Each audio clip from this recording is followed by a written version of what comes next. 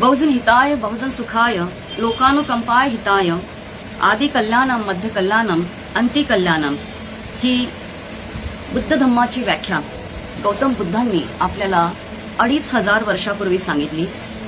हे सूर्याप्रमाणे सत्य आहे आणि कधीही नश्वर आहे, नश्वर नाही. नमो बुद्धाय, नमो धम्माय, नमो संघाय. महाकारुणिक तथागत गौतम बुद्ध, क्रांतीसूर्य महात्मा ज्योतिबा फुले आणि क्रांतीज्योती सावित्रीमाई फुले, तसेच भारतीय घटनेचे शिल्पकार डॉक्टर बाबासाहेब आंबेडकर आणि आरक्षणाचे माता रमाई, आरक्षणाचे जनक राजर्षी शाहू महाराज, या सर्वांना मी त्रिवार वंदन करते. आणि आजच्या या लाईव्ह बहुजन संघटक या कार्यक्रमामध्ये राहुल खांडेकर यांनी मला जॉईन केलेले आहे.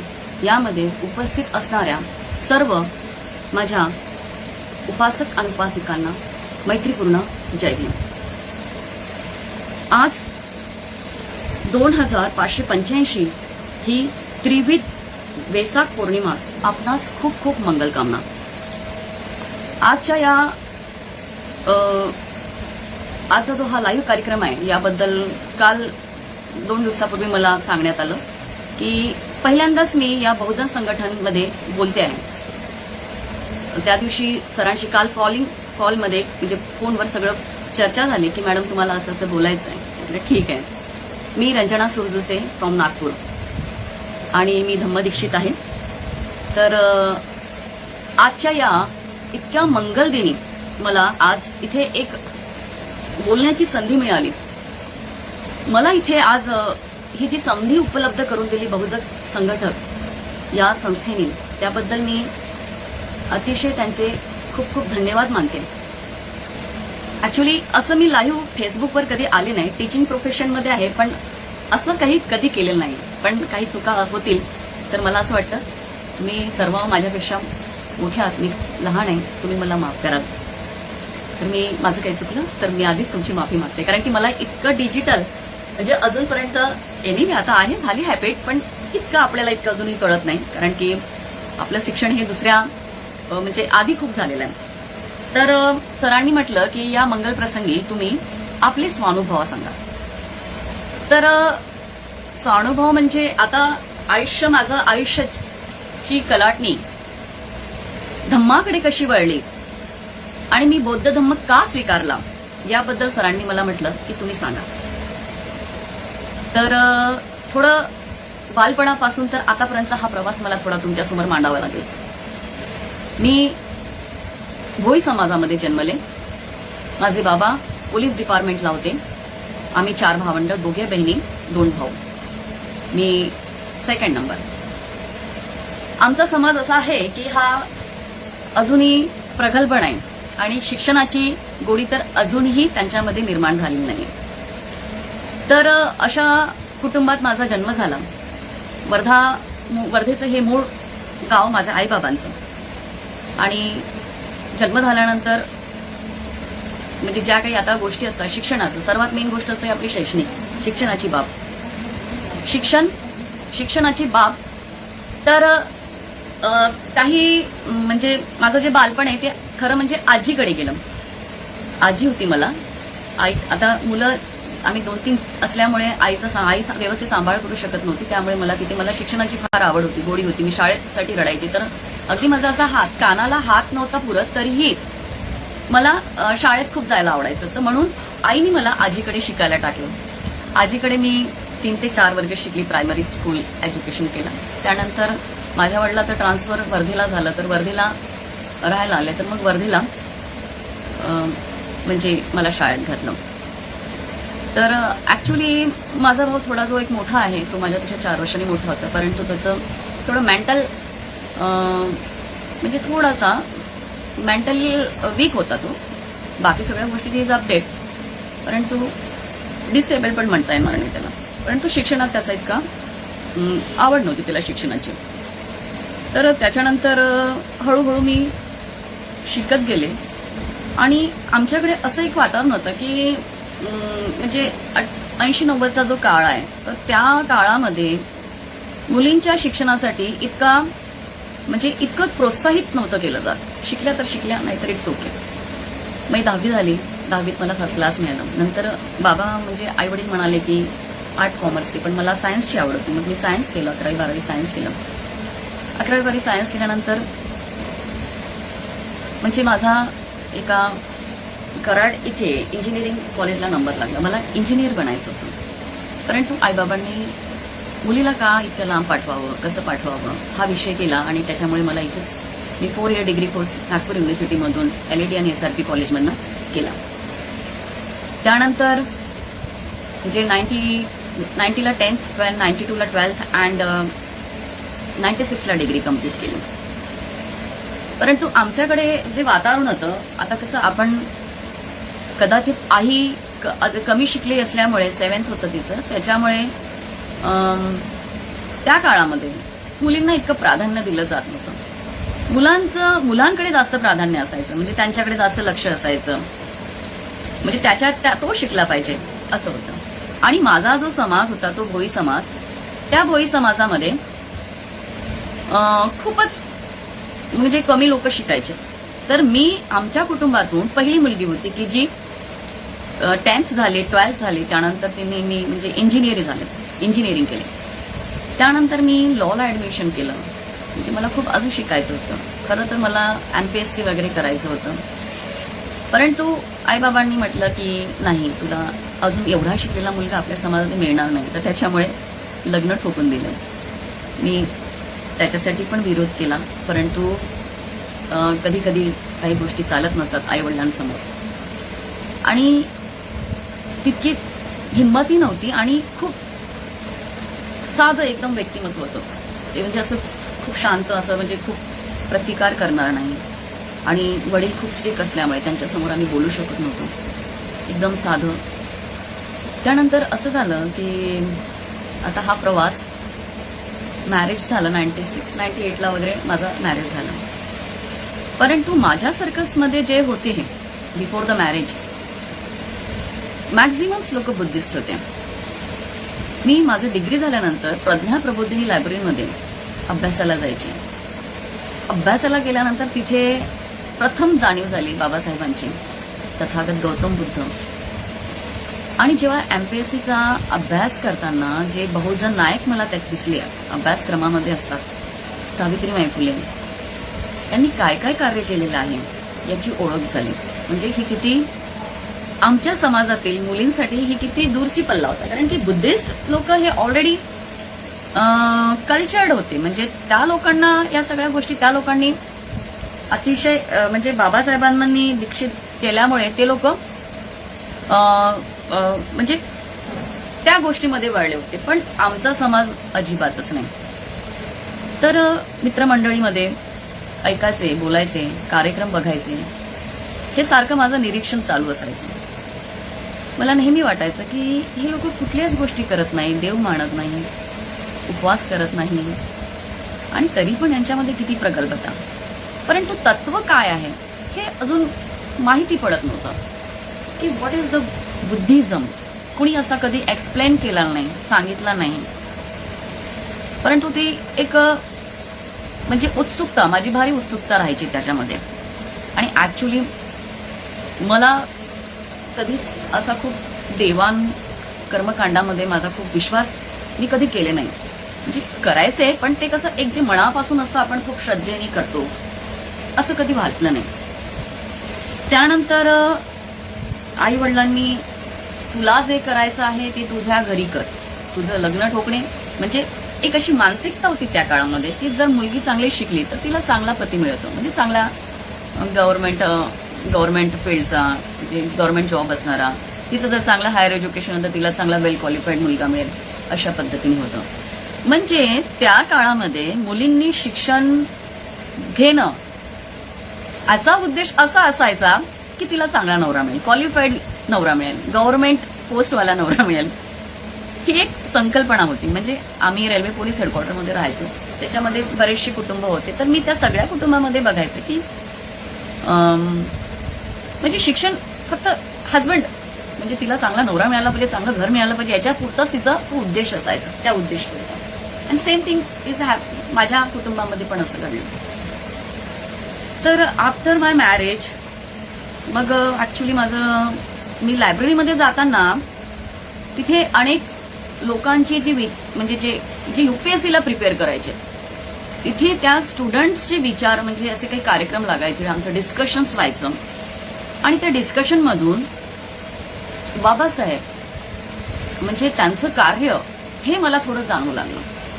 परंतु मी कुठलेही पुस्तक कधी वाचले नव्हते. म्हणजे तोच ऍक्च्युली बुद्धिस्ट म्हणजे शेड्यूल कास्ट लोकांचा म्हणजे आमच्या घरीमध्ये इतका तिरस्कार होता की ऍक्च्युली म्हणजे ते एकदम अतिशय जुन्या विचारांचे लोक होते. त्याच्यामुळे पण माझा circles already most of the circles हा बुद्धिस्ट होता. मग त्यांच्या घरी जाणे, माझी एक मैत्रीण होती धारा गणबे, तिच्याकडे मी जायचे तर तिचे बाबा मला एक मासिक 9-10ला एक काशीराम साहेबांची जी चळवळ तेव्हा ते एक जे दैनिक निघायचं ते वाचायला द्यायचे मला कधी कधी. तर त्यांनी घरी लपून वाचायची की कुणाला दिसलं नाही पाहिजे की मी हे वाचत आहे. तर अशा सगळ्या गोष्टी होत्या. म्हणजे अत्यंत काय म्हणाल म्हणजे टोटली रूढी परंपरावाले लोक, देवपूजीवाले लोक आणि त्यात अशा कुटुंबात माझा जन्म झाला. त्यानंतर आई वडिलांचं एकच कर्तव्य होतं की त्यांनी लग्न करून देणे आणि हिला आपल्या संसाराला लावणे. त्यांनी तसं केलंही आणि मी संसारही केला. 12, 13, 14 वर्ष मी संसार केला. मला 2 अपत्य झाले. परंतु तेही कुटुंब तसंच मिळालं. मी शिकलेले होते, असं वाटायचं की काहीतरी करावं. ट्युशन सुरू केल्या आफ्टर द मॅरेज, परंतु प्रेग्नन्सी नंतर काही करू शकले नाही. त्याच्यानंतर 2 बच्चे झाले. असं वाटायचं की माझं शिक्षण म्हणजे कुठेतरी वाया चाललेलं आहे. घरचे ते काम, देवपूजा, हे ते सगळं करणे, सगळ्यांची सेवा करणे, सगळ्यांना खुश ठेवणे, नातेवाईकांना खुश ठेवणे, आईवडिलांना जसे म्हणजे त्यांच्या ज्या एक्सपेक्टेशन होत्या त्या पूर्णपणे पार कसं पाडणे आणि एक योग्य सुसंस्कृत सूनबाई कशी असावी हा सतत प्रयत्न झाला. परंतु मिस्टरांचा थोडासा प्रभाव म्हणजे काही हॅबिट्स अशा होत्या. He was also mechanical engineer, but he is not doing म्हणजे त्यांच्या एज्युकेशनच्या हिशोबाने त्यांना तशी पोस्ट नव्हती अँड ते खूप डिसअपॉइंटेड राहायचे. कधी प्रयत्न नव्हते करत. प्रयत्नवादी ते लोक मला नाही वाटले, पण माझे सतत प्रयत्न असायचे. मी काही ना काही चालू असायचं माझं. नंतर अशी एक वेळ आली की त्या व्यक्तीला वेगळेच व्यसनं सुरू झाले. व्यसनं इतके याच्यावर गेले की ऍक्च्युली घर चालवायसाठी कुटुंब कसं चालवायचं आणि ती रिस्पॉन्सिबिलिटी संपून गेली त्या व्यक्तीमधून. त्याच्यानंतर 2005ला माझा मुलगा झाला अँड वेनेवर या गोष्टी आपण आता बोलतो, ऍक्च्युली तोच जुना काळ आठवला की मला फार मी खूप डिप्रेशनमध्ये जाते. मी डिप्रेस होऊन जाते की व्हॉट इज माय म्हणजे मी कुठे रॉंग होते असं. मग स्वतःचीच आपलं चिंतन सुरू असतं की वेअर आय एम रॉंग, काय मी चुकीचा विचार केला. समटाईम्स इतकी बेकार परिस्थिती आली की व्यसनाधीन झाल्यामुळे त्याच्यामुळे घरात लक्ष नाही कुठल्याच गोष्टीमध्ये आणि इवन कधीच लक्ष राहिलेलं नाही तो त्या असं. म्हणजे जसं एक मॅरिड लाईफ कसं असतं की जे आपण काही विचार करतो त्याच्या अगदी विरुद्ध असं काही होतं. It's okay. पहिली मुलगी झाली तसं वाटलं की मुलगी झाल्यामुळे जरा वाईट वाटत असेल.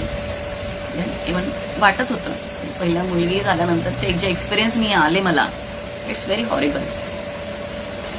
मी एक्सप्लेन नाही करू शकत त्यांना. आणि जुन्या आठवणीमध्ये ऍक्च्युली मी तुम्हाला काही त्याबद्दल सांगू शकत नाही, पण काही जे अनुभव आहेत ते अत्यंत कटू. एक माणूस म्हणून कधीच गणल्या गेला नाही. इव्हन माहेरी सुद्धा आणि सासरी सुद्धा या गोष्टीचा खूप वाईट वाटत होतं मला. आणि स्वभाव माझा खूप म्हणजे मी कुणाला हर्ट होईल अशा पद्धतीने कधी वागले नाही.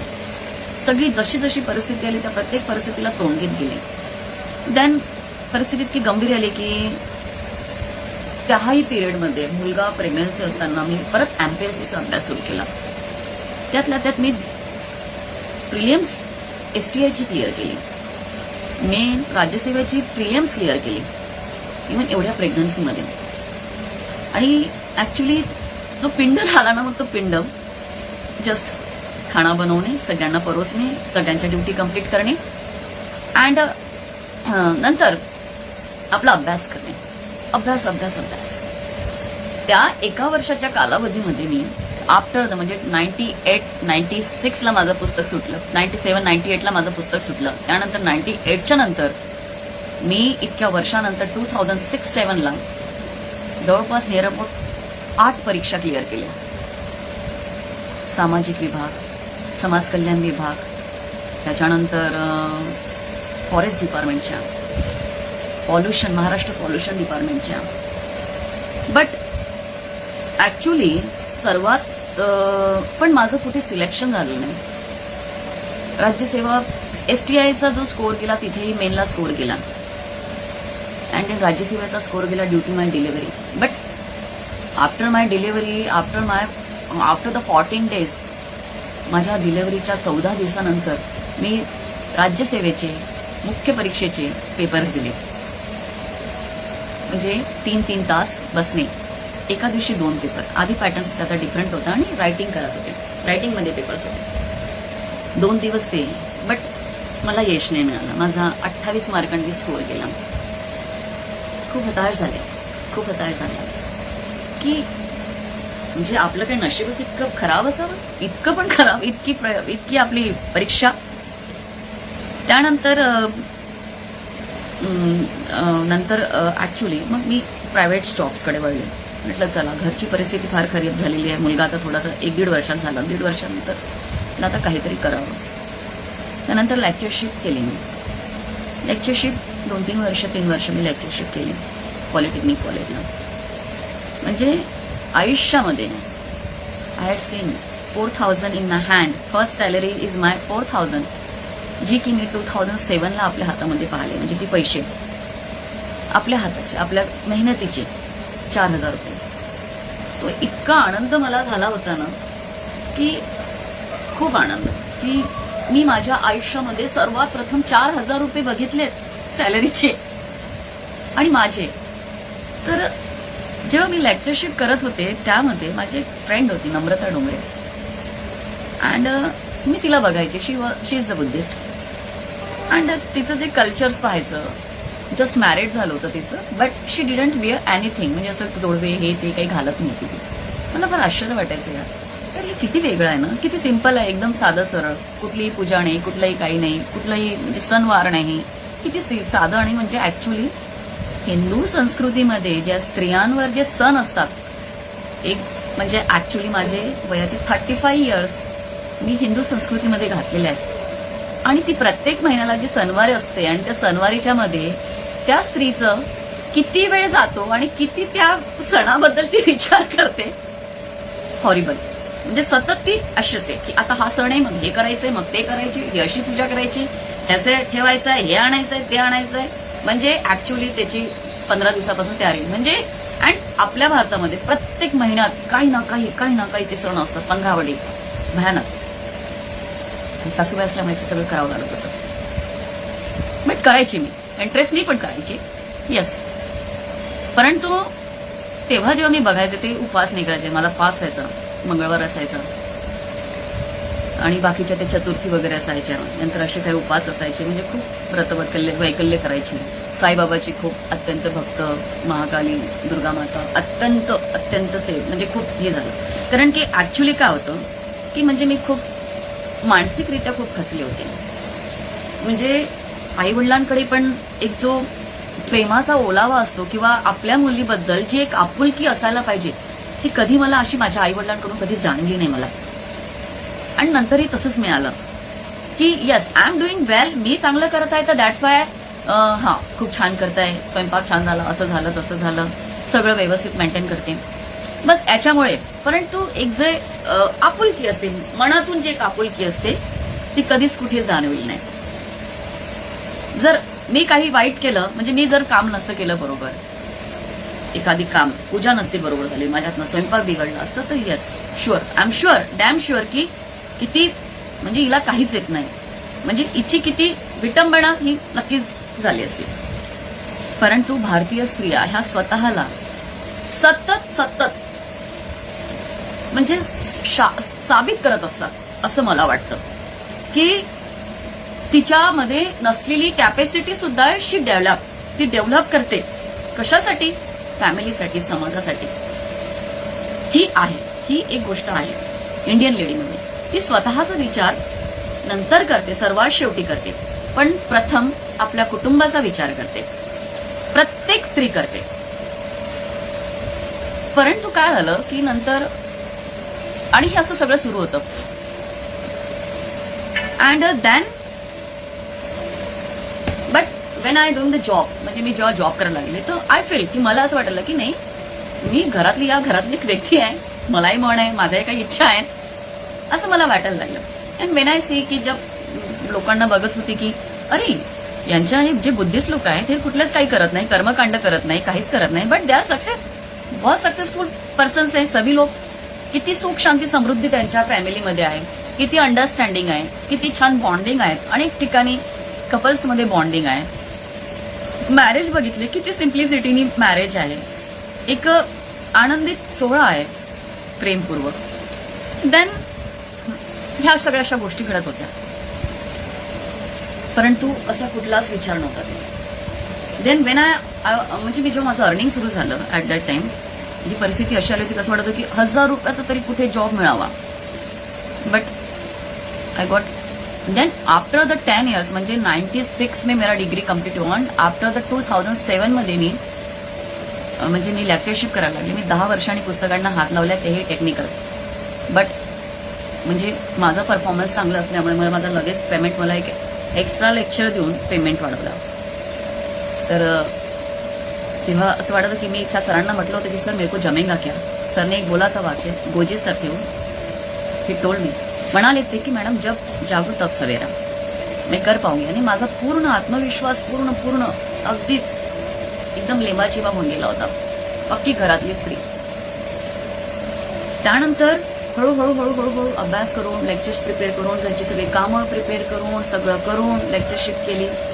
खूप स्ट्रगल करावं लागला, कारण की 2च वर्षाचं बाळ होतं, मोठी एक मुलगी, तिचं शिकवण, तिला बघणे, त्याच्यानंतर सगळं हे करून, म्हणजे लेक्चर्स तेव्हा 45 मिनिट्सचे असायचे. आणि त्या काळात म्हणजे असं मोबाईल्स वगैरे नसल्यामुळे ना टोटली खूप प्रिपेअर करून जायचं, खूप अभ्यास असायचा.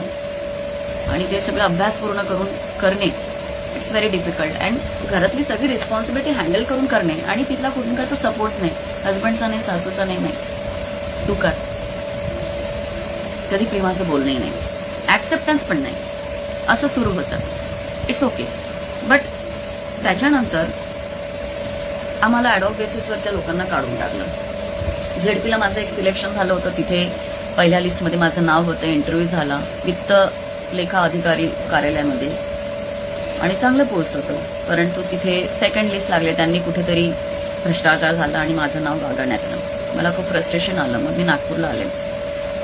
नागपूरला आल्यानंतर इथे जॉब सर्च केला, असं चालू होतं. But at that time my husband's, त्यांनी वेगळ्याच मूडनी ते घेतलं, आणि मग खूप क्रायसिस व्हायला लागले. Already 13 to 14 years already crisis होते. बट ते कसे होते, बाबाही त्याच परेशानीमुळे त्यांना हार्ट अटॅक आला होता माझ्यामुळे, की असं सुरू नव्हतं व्यवस्थित, हॅपी लाईफ नव्हतं. आफ्टर दॅट असं काही घडलं. मग मी I am doing the job in Birla insurance कंपनीमध्ये जॉब करायला लागली. आधी मी ट्युशन्समध्ये जॉब करायची, मग इन्शुरन्स कंपनीमध्ये जॉब करायला लागली. अँड जेव्हा मी नागपूरला आले तर सगळी रिस्पॉन्सिबिलिटी घेऊन आली. 2 मुलांना घेऊन आले. 2 मुलांना घेऊन आल्यानंतर त्यांचं शिक्षण पाणी सगळं शाळेत टाकणं हे सगळं मिस केलं. म्हणजे no support from that family, कुठलाच सपोर्ट्स नाही, पार्टनरचा कुठला सपोर्ट्स नव्हता. नंतर 2000 मग ॲक्च्युली जेव्हा मी म्हणजे LICचं म्हणजे काम करायला, बिर्लामध्ये काम करायला, इन्शुरन्स विकलायचा, म्हणजे मार्केटिंग जॉब होता. मार्केटिंग जॉब असल्यामुळे ना की ऑलरेडी मला 10 पासून 10 वाजतापासून लगेच निघून 9:30 वाजतापासून निघून 6-7:30ला यावं लागलं. टोटली कंटिन्यू फिरावं लागत होतं गाडीवरच्या गाडीवर. त्याच्यामध्ये संशयाचे वर्तुळ निर्माण झालेत घरात आणि ते सुरुवातीपासूनच होते आणि ते त्याचा विस्फोट झाला. And after the 16 September 2011 he left अस. तो आम्हाला सोडून गेला. देन 2011ला आणि क्रायसिस आधीच असल्यामुळे आई वडील नेहमीच म्हणायचे की तू सांभाळून घे. सहनशीलता ही मुलींमध्ये असायला पाहिजे. सांभाळून घे सांभाळून घे सांभाळून घे. पण किती सांभाळणार. डोक्यावर पाणी गेलं. खूप वाईट चरित्र माझं हनन झालं. म्हणजे चरित्रावर जेव्हा शिंतोडे ओढतात तेव्हा मग एखाद्याची ती नतमस्तक आग गेली. कारण की सर्व मिस करत होती. मुलांचा खर्च मिस करत असल्यामुळे तुझी गरज काय मग हा प्रश्न डोक्यात आला. I don't need. मला काही गरज नाही. आणि मला घरातून हाकलण्याचा प्रयत्न केला तर मी म्हटलं की तुम्ही जा. मी का जाऊ. कारण की मी रेंट भरते.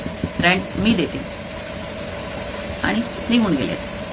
निघून गेल्यावर ही कम बॅक 2 दिवसांनी आली आणि अख्खं आपलं सामान घेऊन गेलं. आपल्या आईचं इवन सिलेंडर सुद्धा म्हणजे कनेक्शन सुद्धा घेऊन गेलं.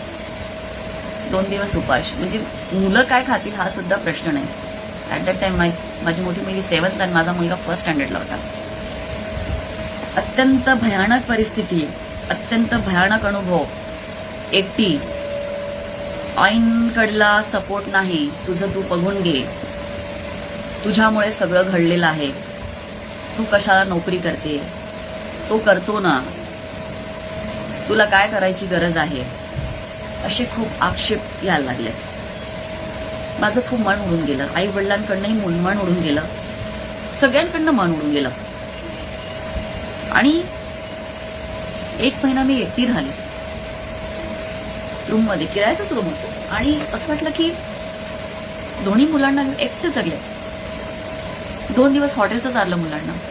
मग कुठून तरी अरेंज केलं सिलेंडर्स वगैरे आणि स्वयंपाक करणं सुरू केलं. जॉब सुटून गेला. पण काही पैसे जमा होते त्याच्यातून खर्च भागला. मग हा प्रवास सुरू झाला एकटीचा.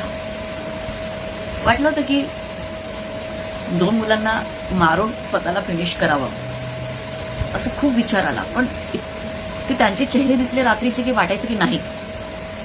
कारण की मुलं खूप हुशार होती माझी अभ्यासात. मुलगी फार हुशार होती. तेजस्विनी नाव तिचं. मुलगाही चांगला हुशार होता.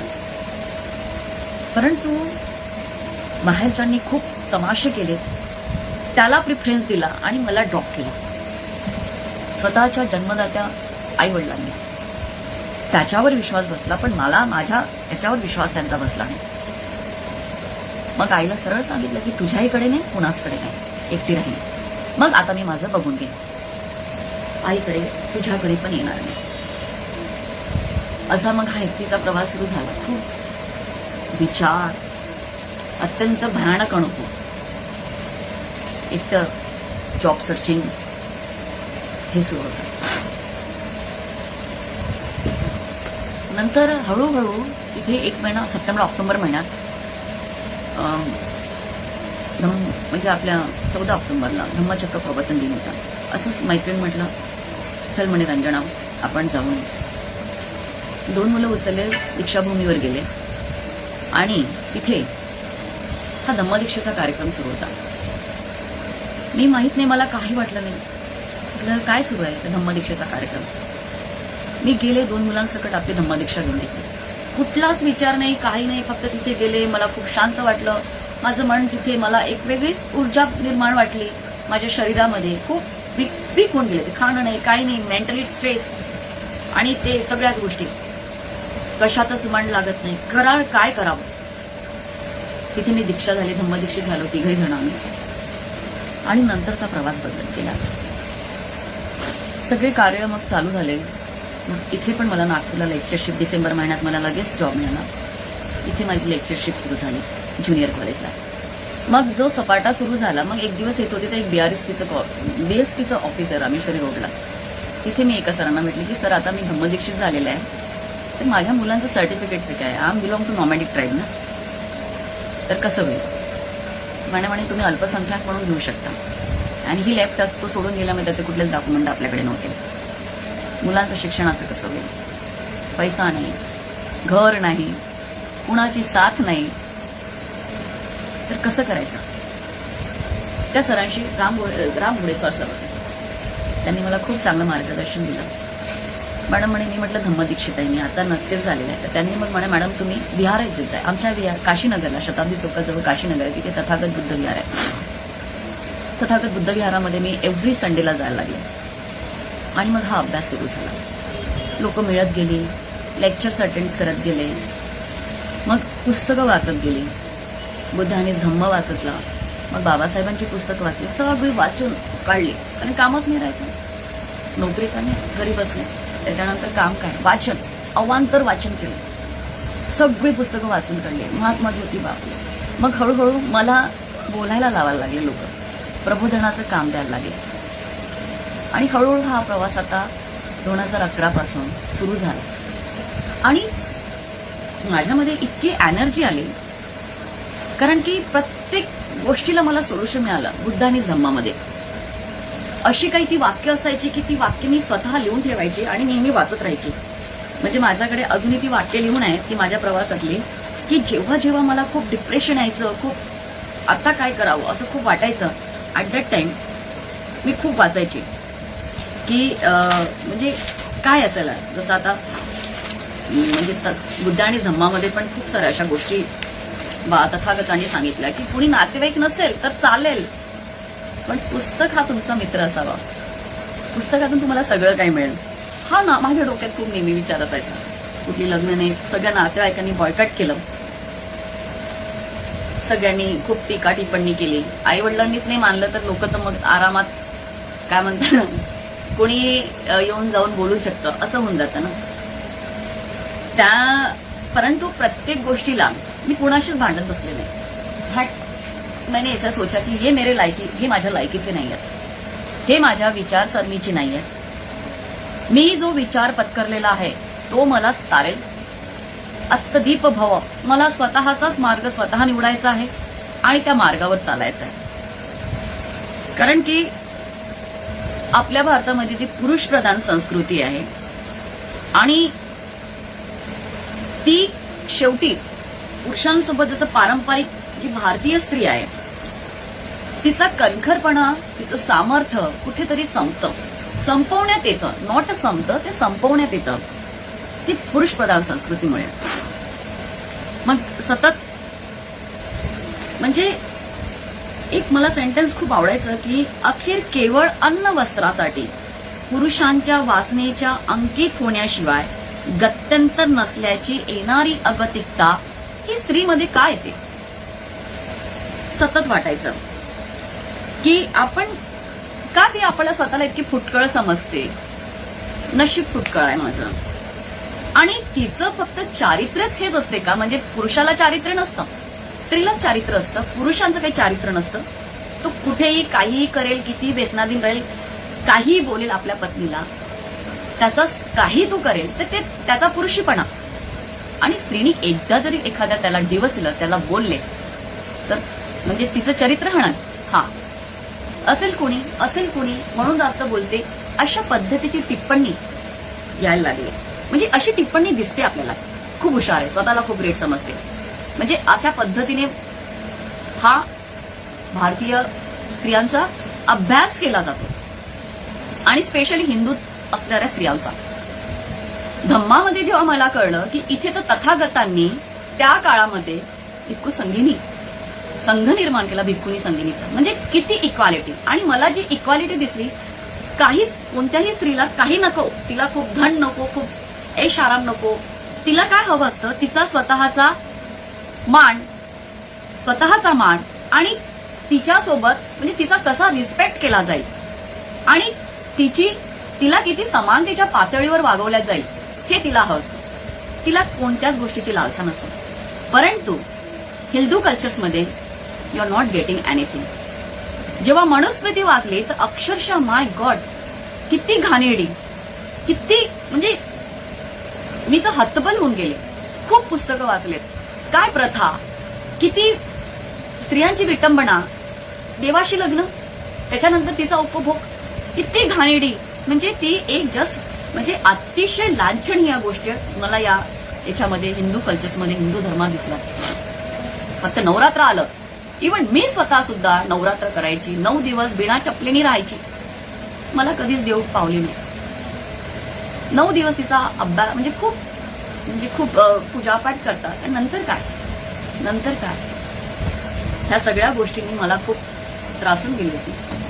ज्या दिवशी धम्मदीक्षा घेतली त्या दिवशी ते 33 कोटी देवाचं ओझं माझ्या डोक्यावरून उचललं. सगळं फेकफाक केलं मी. I thrown it. मी कुठे शिरवले नाही. येस, मला नको आहे ते मी डस्टबिन मध्ये टाकले. अँड देन मला कुठेच आफ्टर म्हणजे बुद्धिझम ऍक्सेप्ट केल्यानंतर मला माझ्या मनामधली जी भीती, देवांविषयी भीती, अरे असं होईल, हे नाही केलं तर असं होईल, हे कुठेच राहिलं नाही. एकदम निर्मळ मन झालं. नमो बुद्धाय, नमो धम्माय, नमो संघाय. आणि जेव्हा मी त्यांना वाचलं की हा मध्यम मार्ग आहे, एकदम तुम्ही आनंदी पण नका हो आणि दुःखी पण नका हो, एका संत प्रवाहामध्ये तुम्ही चला, ज्यामध्ये तुम्हाला आनंदही आनंद मिळेल, मंगलही मंगल होईल. आणि त्याचा जो परिणाम आज दिसतोय की आज माझी मुलगी इंजिनियर झाली, बीई झाली, then after she is doing MBA in Nagpur Indira institute of college from Pune, and now she is doing, आता ती स्वतः तिचं प्लेसमेंट पण झालेलं आहे. माझा मुलगा फर्स्ट स्टँडर्डमध्ये होता हे जेव्हा सगळं आभाळ कोसळलं होतं, फाटलं होतं, फर्स्ट स्टँडर्डमध्ये होता. आणि फर्स्ट स्टँडर्डमध्ये असताना आज तो आता 12वीला आहे. इतका भयानक प्रवास. माझी मुलगी जेव्हा इतक्या बिकट परिस्थितीमध्ये, सगळीकडून मारा, कशाचा, शिव्या, शाप, बोलणं, अत्यंत वाईट, कुणाचीच पॉझिटिव्ह एनर्जी नातेवाईकाकडून कधीच मिळाली नाही, त्याही प्रतिकूल परिस्थितीमध्ये माझी मुलगी मेरिट आली आणि तो डंका तिने वाजवला. मी पहिली मुलगी भोई समाजातली इंजिनियर आणि माझी पहिली मुलगी ही married student from 10th standard. It is, I feel so proud. मला खूप प्राऊड वाटायला लागले की नाही, मी खूप काही केलेलं आहे. आणि हे सगळं जे झालं ना, हे फक्त धम्मामुळे. मग तथागत विहारामध्ये मला 4 महिने मी ग्रंथ वाचला. तिथल्या लोकांनी मला माहेर दिलं, माहेरची साडी दिली, माझा तिथे सन्मान झाला.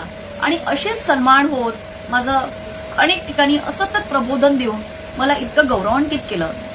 या समाजाने मला हक्काचे आईवडील मिळाले. मला एक धर्मकन्या म्हटलं, गजानन पाटील काका आहेत, त्यांनी मला एका कार्यक्रमामध्ये धर्मकन्या म्हणून मला सांगितलं. म्हणजे मला सगळे मिळालं, आई वडील मिळाले, नातेवाईक मिळाले. आणि 2017ला म्हणजे माझं लेक्चरशिप सुरू होतं. परंतु जेव्हा मी तथागत विहारामध्ये जात होते त्यावेळेस घोडेस्वार सरांचं जे काही प्रबोधन असायचं ते मला सतत खूप प्रेरणादायी असायचं. मग मी विचार करायचे काहीतरी करायचं आपल्याला, व्हॉट वी डू, धम्म कार्य कसं करू शकतो आपण. मग रमेश राठोड सरांसोबत भेट झाली. त्यांनी मला त्यांच्या ओबीसी धर्मांतर कमिटीमध्ये घेतलं, तिथे सचिव आहे. नंतर आता 2018-19ला मी संघर्ष वाहिनीशी जुळले, जी नॉमॅडिक ट्राईबसाठी काम करते. ती दीनानाथ वाघमारे साहेबांची आहे, तिथे कार्यकर्ता आहे. तर जेव्हा मी लेक्चरशिप करत होते आणि विहारात जायचे तर त्या संडे स्कूलमध्ये नेहमी हा एक प्रश्न यायचा की धम्म संस्कार हे मोठ्या मुलांना देऊन काही अर्थ नाही. मोठ्या मुलांना देऊन काही अर्थ नाही, कारण की ती प्रगल्भ असतात. 22-23 वर्षाच्या लोकांना किंवा जेव्हा तुम्ही प्रबोधनाला जाता तिथे सगळे म्हातारे बसलेले असतात, यंगस्टर्स तर नसतोच. परंतु तिथे सांगून काय अर्थ नाही. तर त्या जी आपल्याला एक बाबासाहेबांना जो भारत बौद्धमय करायचा होता त्याचं कुठे कसं होऊ शकतो हा सतत विचार डोक्यात असायचा. आणि हा विचार तिथे मला एकदाच कळलं, म्हणजे एक स्ट्रिक झालं त्या विहारामध्ये की धम्मसंस्कार द्यायचा असेल ना तर संस्कार कोणत्या वयात पडतात. संस्कार पडतात 3 ते 6 वर्षाच्या वयामध्ये मुलांवर. हा धम्म कसा कुठे जाऊ शकतो, कुठून कसा फोपावू शकतो. धम्म म्हणजे काय, ऑलरेडी आपण 2500 वर्षापूर्वी सगळे बुद्धिस्टच होतो. परंतु चातुर्वर्ण म्हणू स्मृतीमुळे चातुर्वर्ण आलं आणि आपली एवढी म्हणजे इतकी विटंबना झाली आपल्या लोकांची, भारतीय लोकांची. पण इथला प्रत्येक व्यक्ती हा बौद्धच आहे. परंतु कालानुक्रमाने आपण एका अंधारात गेलो, त्या अंधारातून 1956ला बाबासाहेबांनी सगळ्यांना प्रकाशित केलं. तर हे प्रकाशनाचं काम आपण कसं काय करायचं, त्या अनुषंगाने मी स्कूलचं प्रयोजन केलं. एक छोटंसं मला असं वाटलं की आपण एक प्री प्रायमरी स्कूल ओपन करावे. माझे एक मित्र आहेत संजय राऊत, भाऊच लागतो तो माझा, सुदीप राऊत, त्याच्या अंतर्गत मी एक शाळा सुरू केली. आणि त्या शाळेमध्ये ऍक्च्युली 3 जानेवारी 2017ला ती शाळा आपण स्टार्ट केली, सावित्री माईच्या जन्मादिवशी. आणि 2000चं एक छोटंसं एक रूम घेतलं आणि स्टार्ट केलं. मग मार्चमध्ये माझं इथे काम संपलं, एप्रिल मे जून पर्यंत मी खूप वर्क केलं तिथे, खूप सर्वे केला. 4-5 गावं जोडलेली आहेत. मिहानमध्ये ज्यांची घरं गेलेली आहे, शेत्या गेल्या, त्यांचं पुनर्वसन झालेलं आहे. तर तिथले म्हणजे चांगलं मॉप म्हणजे आहे, तिथे वस्ती आहे. पण ती वस्ती ते समाजातले लोक ओबीसी कॅटेगरीचे जास्त आहेत, त्यांना शिक्षणाचा गंधच नाही, काही नाही. शेतीतले लोक पैसा मिळाला, मस्त घरं बांधून घेतली, पण शिक्षणासाठी काय ठेवलं नाही. मग तिथे ती शाळा सुरू केली मी. आणि टोटली बुद्धिस्ट कल्चर, फुल्ली माय डायरी, माझ्या डायरीपासून माझ्या शाळेचं नाव ब्ल्यू ड्रीम कॉन्व्हेंट, म्हणजे निळ्या स्वप्नांची स्कूल शाळा. ऍक्च्युली ते कॉन्व्हेंट हा शब्द थोडा रॉंग झाला, मला असं वाटतं ते चुकण्यात आलं, पण आता ते झालं होतं. त्याच्यामध्ये इट शुड बी स्कूल असायला पाहिजे होतं. त्याचाही मग अभ्यास केला की what do mean by convent, त्याच्यानंतर कळलं. But I will change that things. आणि त्यानंतर काय झालं की शाळा सुरू झाली आणि माझा 23 जून 2017ला ऍक्सिडेंट झाला. ऍक्सिडेंट इतका भयानक होता की हा डोका माझं पूर्ण फुटलं होतं. मला इथे 15 स्टिचेस होते आणि मी कशी वाचले आय डोंट नो.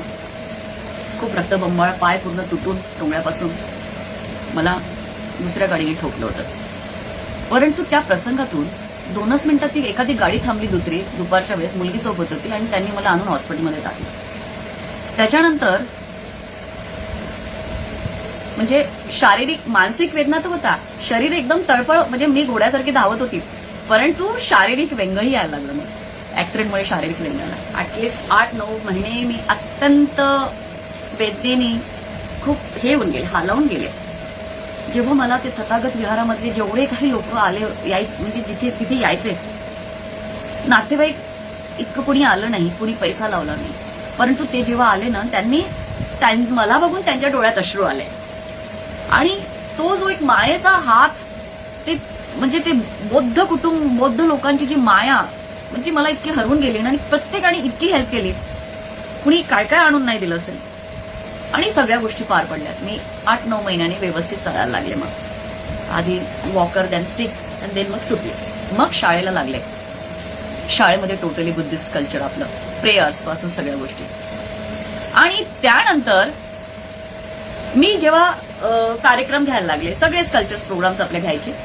परंतु आणि माझं असं आहे की धम्मा हा सायंटिफिक ऍटिट्यूड शिकवतो माणसाला. तो कुठल्याही अंधश्रद्धेकडे वळवत नाही. तथागत म्हणतात की मला तुम्ही रोज वंदना केली तर मी तुम्हाला पावेल, असं काही नाहीये. तुम्ही पूजा करा, नका करू, परंतु तुमच्या वागण्यामध्ये कसं पंचशील राहील, अष्टांगिक मार्ग तुम्ही कसा आपल्या वागण्यांमध्ये द्याल आणि त्याचे परिणाम तुम्ही बघा, हे मला म्हणजे हे जाणलं होतं. तर त्याच अनुषंगाने ती शाळेचं इतकी भरभराट झाली. शाळा पहिल्या वर्षी 84 आणि 200 विद्यार्थी करोनाच्या काळापर्यंत येऊन गेलेत. तर दिस इज म्हणजे मला ते ट्रिमेंडस यश म्हणेल. मी माझ्या आयुष्यातलं सर्वात मोठं यश म्हणजे ती माझी शाळा. मला कुणीच स्टार्टिंगला म्हटलं की तुम्ही याची शुक्रवारी गुळ फुटाणी का नाही वाटत मुलांना, आणि काय नाव आहे तिचं आता, मी सरस्वतीचं ते सरस्वती पूजन करा. मी म्हटलं नो, सरस्वती मला माहित नाही, मला तिचा जन्मदिनांक माहित नाही आणि मृत्यू दिनांक माहित नाही. मला जन्मदिनांक सावित्री माईचा आहे, जिच्यामुळे आईने मला जन्म दिला असेल, पण बायोलॉजिकली पण मला घडवणारी ती आहे सावित्री माई, जिच्यामुळे आज मी बोलते आणि इथे मी बसलेली आहे, या खुर्चीवर बसलेली आहे. तर त्यामुळे त्याच्यानंतर या सगळ्या गोष्टी बंद झाल्या. अरे जे सत्य आहे ते सत्य ऍक्सेप्ट करा ना, आहे ते आहे. देन अशा पद्धतीने हा शाळेचा प्रवास झाला. देन 2017 नंतर I got married. I got एक पार्टनर मला व्यवस्थित मिळाला, and he Somkar, Manish Somkar. I got married, त्याच्यासोबत मी लग्न केलं. देन आता हा प्रवास असा सुरू आहे. परंतु धम्मामध्ये हे मला असं म्हणावंसं वाटतं की धम्मामुळे माझं जीवन ना म्हणजे एका अंधार कोठडीतून एका प्रकाशमय वातावरणात येऊन गेलाय.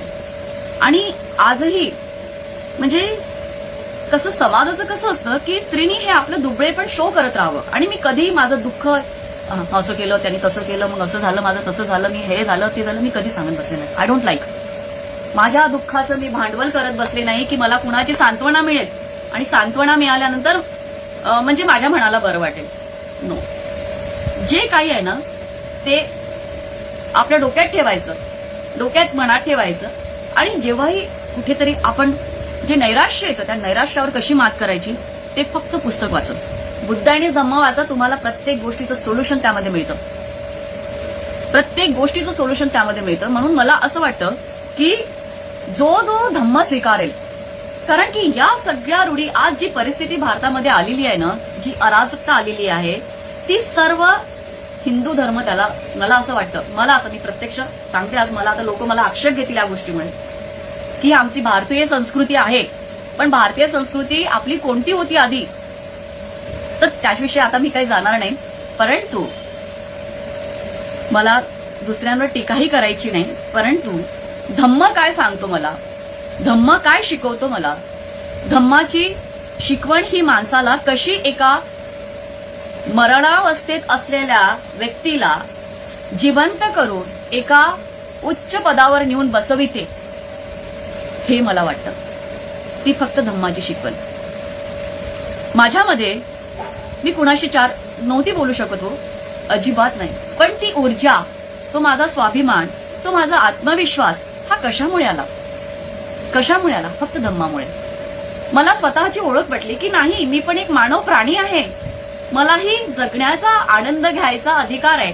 हा माझा एकदाच जन्म आहे, मी वारंवार जन्मणार नाही आणि वारंवार मला या सगळ्या गोष्टी मिळणार नाही. या एका जन्मामध्ये मला सगळ्या गोष्टी घडायच्या आहेत. तर म्हणून बहुजन हिताय बहुजन सुखाय, म्हणजे स्वतःचंही कल्याण करायचं आहे आणि आपल्या सगळ्या सोबत असणारे जे लोक आहेत, पीडित लोक आहेत, त्यांचंही कल्याण करायचं आहे. हा माझा मोटो आहे आयुष्याचा. आणि हा जो आयुष्याचा उद्देश दिला तो फक्त धम्मक्रांतीमुळे, धम्मामुळे मिळाला. आणि बाबासाहेबांच्या जे काही बाबासाहेबांनी लिहून ठेवलेलं आहे पुस्तकांमध्ये, आपण तर त्यांना बघितलं नाही, परंतु वाचनांमध्ये त्यांचे जे विचार आहेत त्या विचारामुळेच आज मी इथे उपस्थित आहे, म्हणजे बोलू शकत आहे आपल्यासोबत. तर इतकं हा असा प्रवास आहे.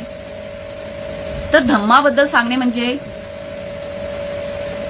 एखादी स्त्री जर भयानक त्रास झाला, बरं मला अजूनही त्यांचा त्रास सुरूच असतो नातेवाईकांचा, हा तू बौद्ध झाली, बोल, त्यांना असं वाटतं की बौद्ध झाली म्हणजे महार झाली. अरे पण महार म्हणजे काय? ही जात, ह्या जातीला चिटकून जे लोक पडलेले आहेत त्याच्यामुळेच हा सगळा आज गोंधळ माजलेला आहे. आणि आता ती महारिणी राहिल्यात, बौद्ध झाल्यात. बौद्धामध्ये, धम्मामध्ये कुठलीच जात नाहीये. त्याच्यामुळे मी पण भोई म्हणत, भोई नाही, मानव प्राणी आहे, भारतीय आहे, मानव प्राणी आहे. परंतु माझा जगण्याचा मार्ग हा धम्म आहे. आणि त्या अनुषंगानेच रमेश भैया बिग्रियाड राठोड सोबत, दादांसोबत मी काम करते आहे.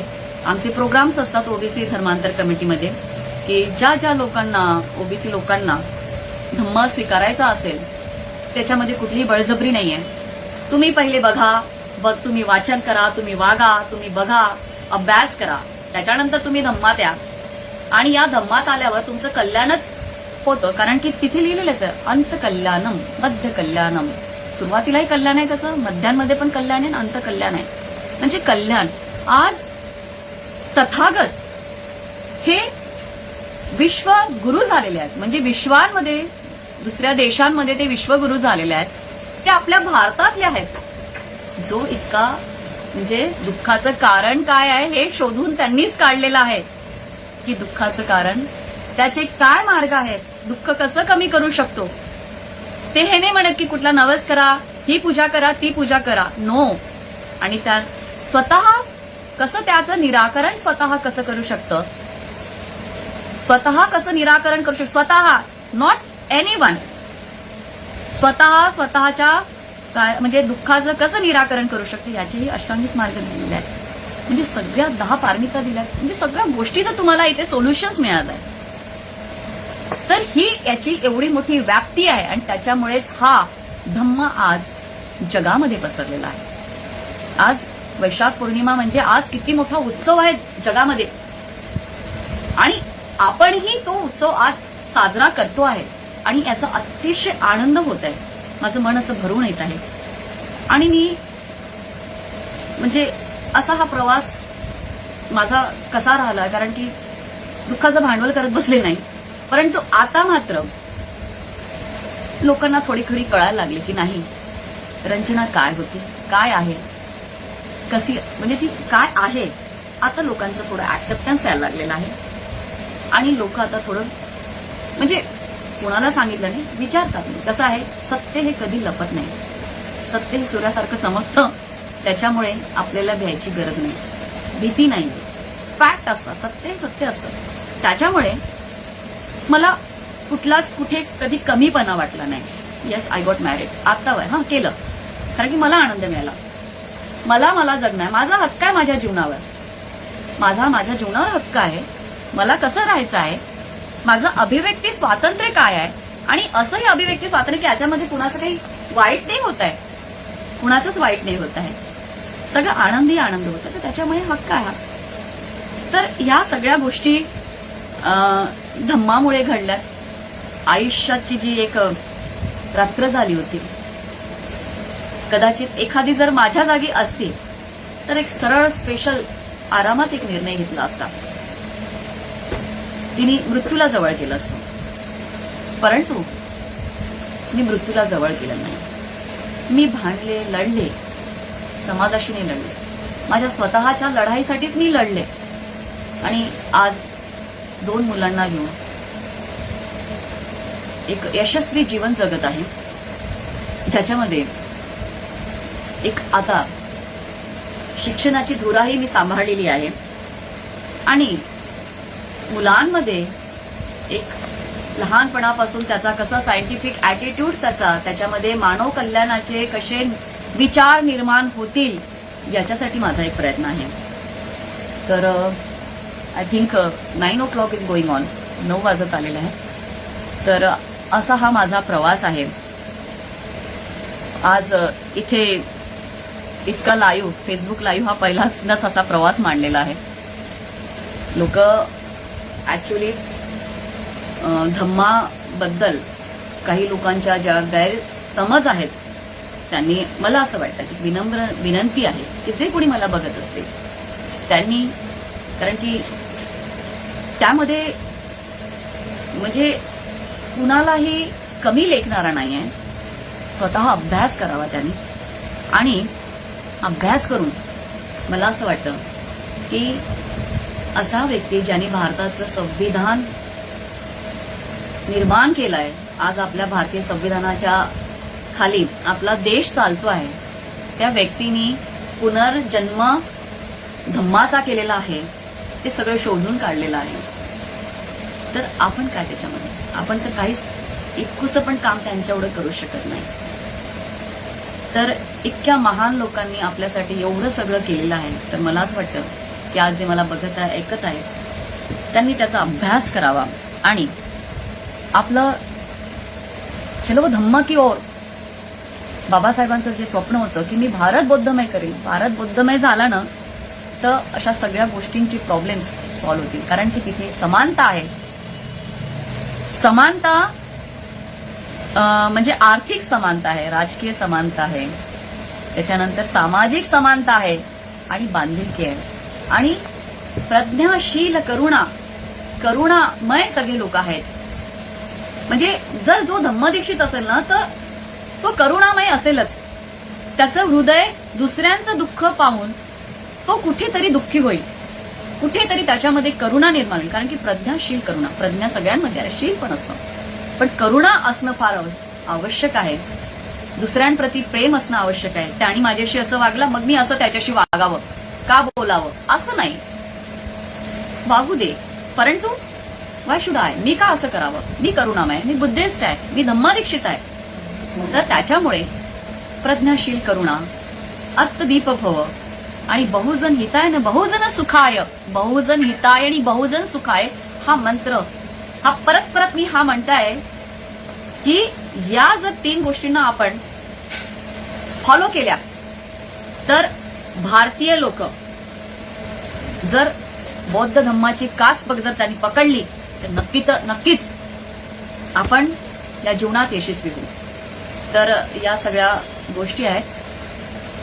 तर एवढंच मला सांगायचं वाटतं. आणि आजच्या या म्हणजे बघा मी कुठे होते आणि कुठे आले. आज एवढ्या मोठ्या पौर्णिमाबद्दल ही म्हणजे तथागतांचा जन्म, त्यांना म्हणजे ज्ञान आणि महापरिनिर्वाण हे तिन्ही या आजच्या दिवशी झालेल्या म्हणजे किती मोठा दिवस आहे हा.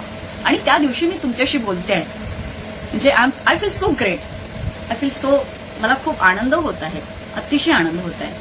तर हा असा माझा प्रवास आहे आणि सुखकारक प्रवास आहे. आणि मला अजून खूप कामं करायची आहेत. अनेक क्षेत्रामध्ये भरारी मारायची आहे. शैक्षणिक क्षेत्रामध्ये भरारी मारायची आहे. आणि असं जे समोर दिसेल त्या महिलांसाठी काम करायचं आहे सतत. आता तर संघर्षवाणी अंतर्गत आमचे बरेचसे कामं सुरू असतात. असे अनेक कामं सुरू ठेवायचे आहेत. आणि हे आयुष्य धम्ममय असेल माझं. माझी आमच्या सगळ्या पिढ्या, आता माझा मुलगा, माझी मुलगी, हे सगळं चालू राहील. आणि या सगळ्यांसाठी मी बाबासाहेबांची अतिशय, त्यांचं कधीच पांग फिरू शकत नाही की ज्यांनी धम्माची इथे आम्हाला धम्माची ओळख करून दिली. आणि त्या धम्मामुळे आज मी आणि जितकेही बौद्ध झाले आहेत इतके सुखकारक आनंदमय जीवन जगत आहेत आणि स्वतःचा मार्ग निवडत आहेत. तथागत मार्गदाता आहेत. तर त्या मार्गदाताला माझं परत त्रिवार मी अभिवादन करते आणि सर्वांना खूप खूप मंगल कामना देते. आणि सब्बे सत्ता हो इथेच मी थांबते. धन्यवाद.